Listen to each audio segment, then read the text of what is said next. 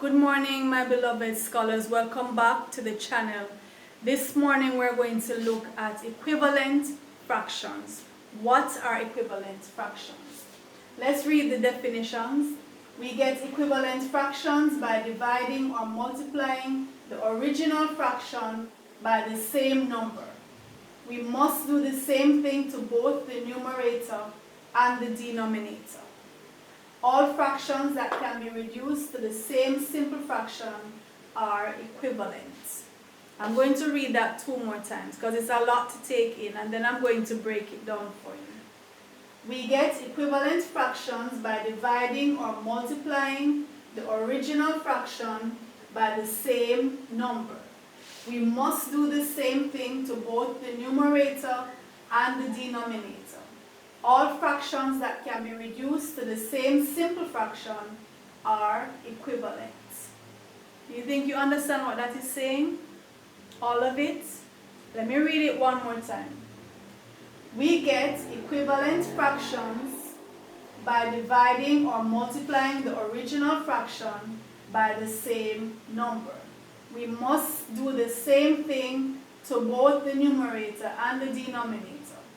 All fractions that can be reduced to the same simple fraction are equivalent. So the important words here, we can get an equivalent fraction by either dividing or multiplying the original fraction by the same number. So we must, whatever we're doing to the numerator, the number at the top, we must do the same to the denominator, the number at the bottom. Right, so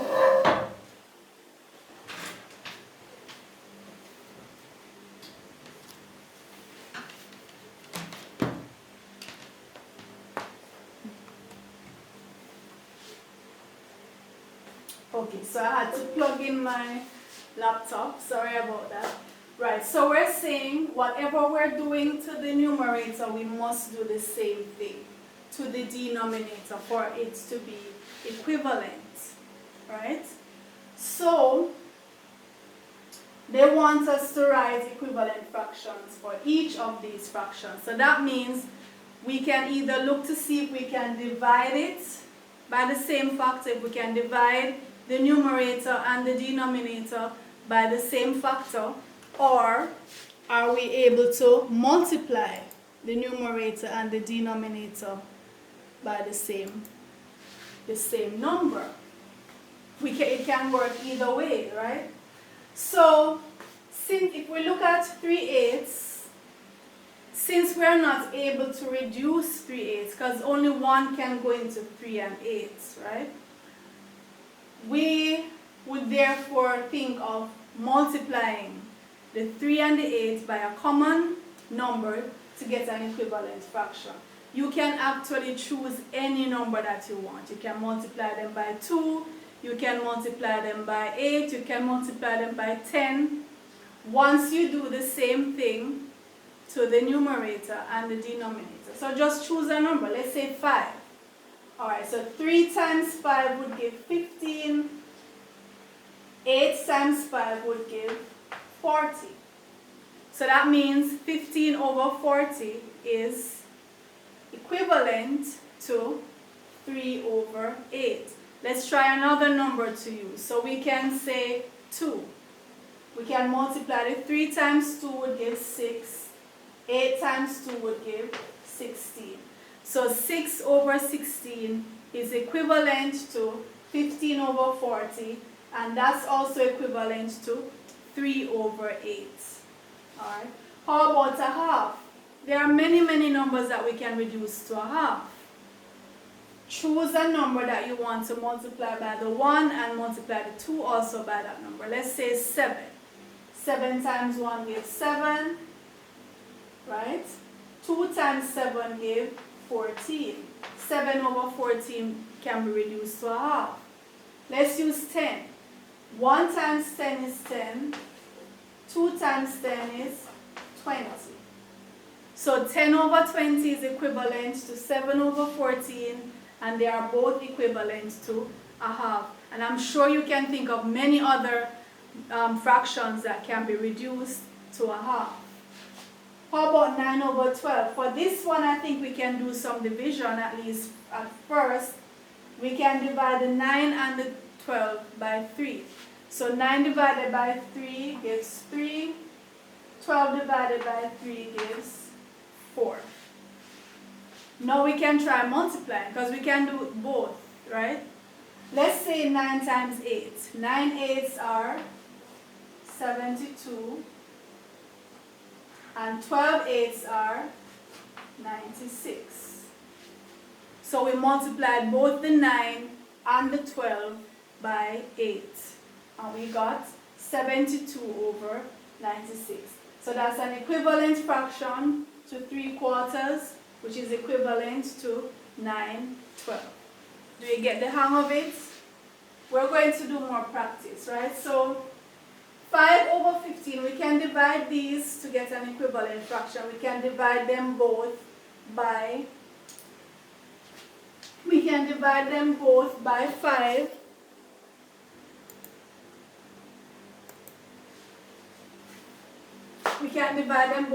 5. So 5 divided by 5 gives 1. 15 divided by 5 gives 3. So 1/3 is equivalent to 5/15. How about we try multiplying them this time? So let's choose 4. 5 times 4 would give 20. And 15 times 4 would give 60. So 5/15 is equivalent to 1/3, and they are both equivalent to 20 over 60. 7 over 14. Okay, so we already know that that's equivalent to a half. But let's multiply it by some other numbers to get some more equivalent fractions. Let's choose 3. Alright, so 7 times 3 gives 21. And 14 times 3, 3 4s are 12, 3 1s 3 plus 1. That's equivalent to this. How about we multiply these ones by 2 now? So 21 times 2, that gives 42. 42 times 2, that gives 84. So all of these 3 fractions are equivalent to each other. And we could get many, many more. We just need to choose a number that we're going to divide or multiply the numerator by that number, the denominator by that number. 1/3. Let's say we're using 9 this time. Okay, so 1 times 9, 9. 3 times 9, 27. How about we use 6? 1 times 6, 6. 3 times 6, 18. All these 3 fractions are equivalent. They can each be reduced back down to 1/3. 2 over 8. So let's divide this time. 2 can go into 2 one time. 2 can go into 8 4 times. So 1/4 and 2/8 are equivalent to each other. Let's say we want to multiply them by 12. 1 times 12, 12. 4 times 12, 48. Right? All of these are equivalent to each other. So let's go again. We have 4 9s. This cannot be reduced. So let's multiply it by 2. 4 2s 8. 9 2s 18. So that's equivalent. Let's multiply it by 5. 4 5s 20. 9 5s 45. Do you get the hang of it? We just choose any number. You choose. You choose which number you want to multiply them by. Or you can choose a factor that can divide into both of them, and you reduce it. And the answer that you get is an equivalent fraction. How about 11 over 13? Now we know that 11 is prime, 13 is prime, so they can't be reduced. So we're going to have to multiply them. So let's try 3. 11 3s 33. 13 times 3 will give 39. Let's try 5. 11 times 5 would give 55. 13 times 5, you can go to the side and work that out. 13 times 5 and I believe you're going to get 65. Right? So all of these fractions here are equivalent to each other. 3/8, 5/40, 6/16 are all equivalent to each other. 1/2, 7/14, 10/20 are equivalent to each other. And we could get many more fractions that are equivalent to them. Just choose a number that you want to multiply or divide, but you must be able to do it to both the numerator and the denominator. 9/12, 3/4, 72/96, these are all equivalent. 5/15, 1/3, 20/60 are equivalent. 7/14, 21/42, 42/84 are all equivalent. We could actually reduce all of these to 1/2. Remember? So all of these here in this line, these 6 fractions, well, this is repeated, these 5 fractions are all equivalent. 1/3, 9/27, 6/18 are all equivalent to each other.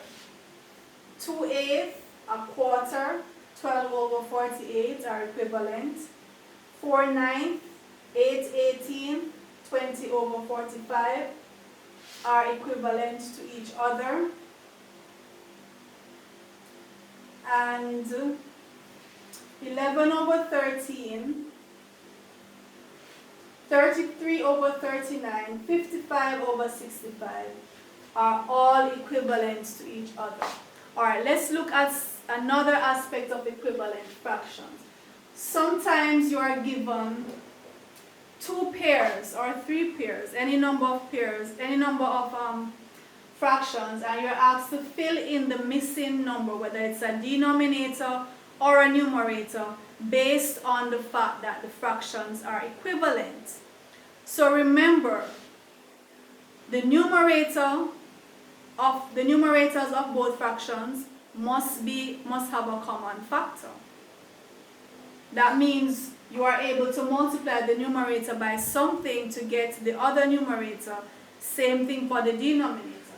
So you just have to look for the one that's missing and find out what was the factor that was used to multiply the denominator or numerator in the other part of it, and multiply it by the same thing. So let me explain what I'm saying, because that sounds kind of confusing to my own ears.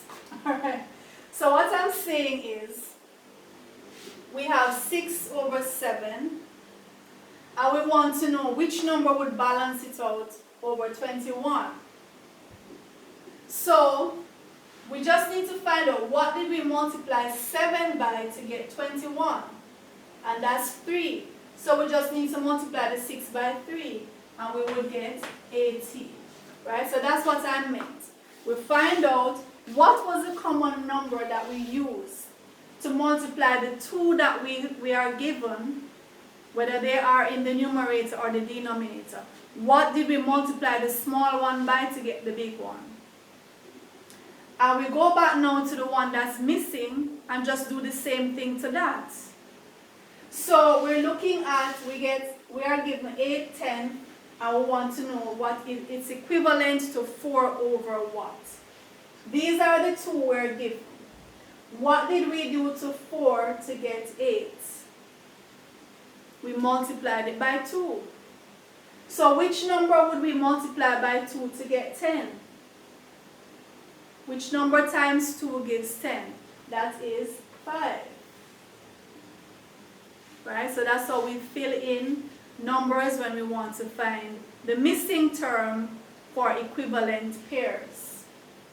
Here now we have 5 over what would be equivalent to 20 over 28. So look at the 2 that you're given. We have 5 in the numerator, 20 in the numerator. 5 times what gives 20? 4.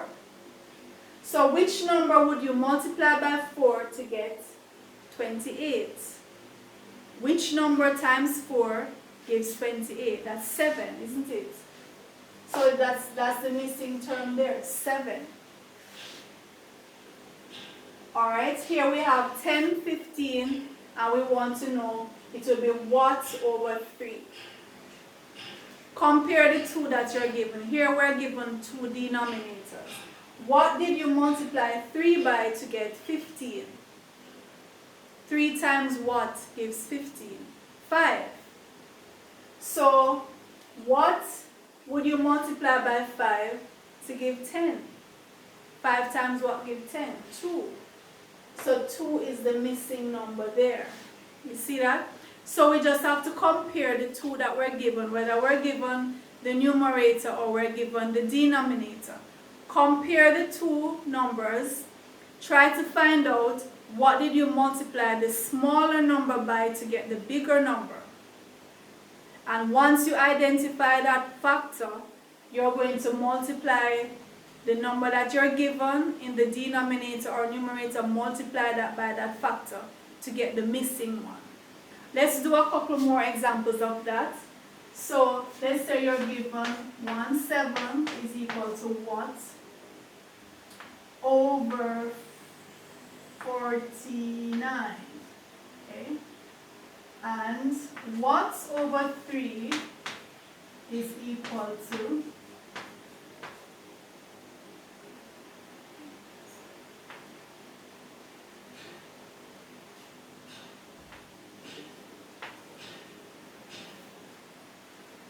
Alright, let me do 2 more. So let's put the numerator, the denominator missing here. So 5 over what is equal to 50.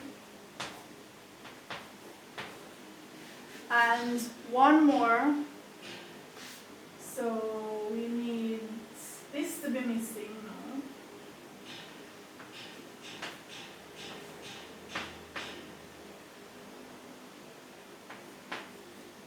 Alright, so let's do these 4 quickly. So we're saying 1/7 is equal to what over 49? We're given the two denominators, so let's compare them. What would you multiply 7 by to get 49? You'd multiply it by 7. So you have to multiply the 1 by 7. 1 times 7 is 7. That's the missing one. Here we're given the 3 and the 24. What would you multiply 3 by to get 24? You'd multiply it by 8. So which number would you multiply by 8 to get 16? It has to be 2. 2 times 8 gives 16. 3 times 8 gives 24. Here we're given the two numerators. We're given 5 and 50. 5 times what gives 50? 5 times 10. So what times 10 would give 70? That would be 7. So we're kind of working back ways sometimes, reversing our steps sometimes. We're given a 2 and 18. 2 times what give 18? 2 nines give 18. So now we need to multiply the 6 by 9. 6 nines, 54. Alright? So if we're given a pair of equivalent fractions with one of the numbers missing, compare the two that you're given, find the common factor, which factor was used to multiply to get the larger one, and do the same thing, whether it's at the numerator or the denominator. Alright, so wrapping up, equivalent fractions can be reduced or they can be expanded by multiplying or dividing by the same number to get either a smaller or bigger fraction. When we compare them, we see that they can all be reduced back to the simplest form, right? And there are countless equivalent fractions. You simply have to multiply the numerator and the denominator by the same thing or divide them by the same thing if you can. Alright, so that's it for equivalent fractions. If you have been helped, I would really appreciate it if you would comment to say thank you, miss. I would appreciate it if you would share the video so that other students can benefit from the information. If there are any topics you'd like me to do a video on, if you check the catalog and you don't see that topic and you'd like me to do a video on it, please comment to say, Miss, please do a video on this topic for me, and I'll gladly do that. If you have not yet subscribed, what are you waiting for? Go and subscribe. This is a very good channel for you to be a part of, right? So you're going to get lots of information. You can talk to me, let me know what's happening, what don't you understand, and I'll try my best to clarify. If I don't know, I'll go and get the information and come back to you on that. So I'll see you in the next video. Take care of yourselves.